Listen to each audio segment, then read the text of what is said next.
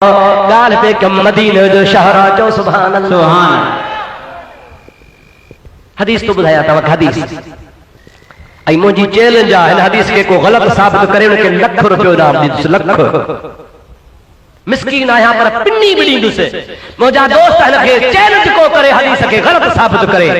मुझो महबूब तहज्जुद जे time ते उठ्यो आ चो सुभान अल्लाह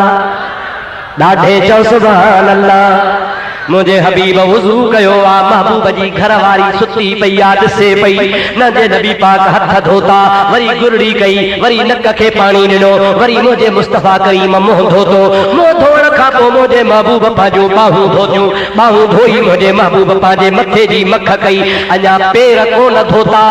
ओचतो मुस्तफा ट्रप ॾेई उथी खड़ो थियो आ ऐं चवनि पिया लब्बैक लब्बैक लब्बैक नुसरता नुसरता नुसरता हाज़िर आया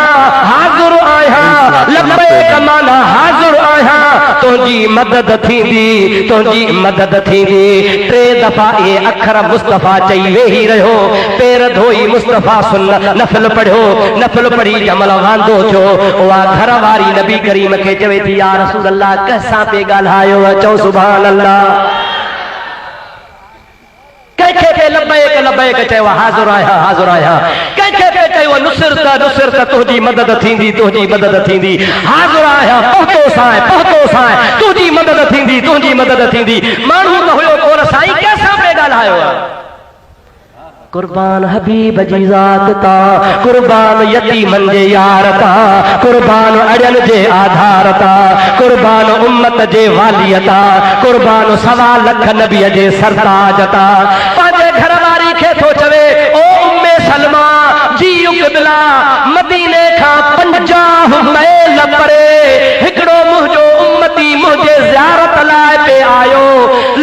लिकी काफरन खां त रात जो वञा ओचतो हुनखे काफरन ॾिसी वरतो फिरी आया मारण आया पोइ हुनखे ॿी वाह का बि नज़र कान आई हितां 50 मैल तां मूंखे सॾ पियो करे अगसनी या रसूल अल्लाह अगसनी या रसूल अल्लाह अदरकनी या हबीब अल्लाह ओ अल्लाह जा रसूल मुझी मदद कर ओ उम्मे सलमा मां उन्हीअ खे जवाब ॾिनो आहे लब्बैक लब्बैक नुसरत मुझे सॾ जे करे अल्लाह रहमत जा ब मलाइक मोकिलिया जन काफरन खे भॼाए छॾियो आहे मुंहिंजो उम्मती फजर जे निमाज़ खां पोइ इशराक जे टाइम ते मदीने में सलामती सां पहुची वेंदो। नारे तकबीर अल्लाहु अकबर नारे रिसालत या रसूल अल्लाह नारे तहकीक हक चार या नारे गौसे आजम नारे विलायत तेज पगारा। और मुझा दोस्तों अजीजो उम्मे सलमा नबी जी घरवारी थी चवे मां मानू बाहर बिहारे छड़ियो तो फलाने कबीले जो मानू पहुंचे तो मुसा मिला ओ मानू उनी टाइम ते पहुतो आ अम्मा साण पुछे थी दे खबर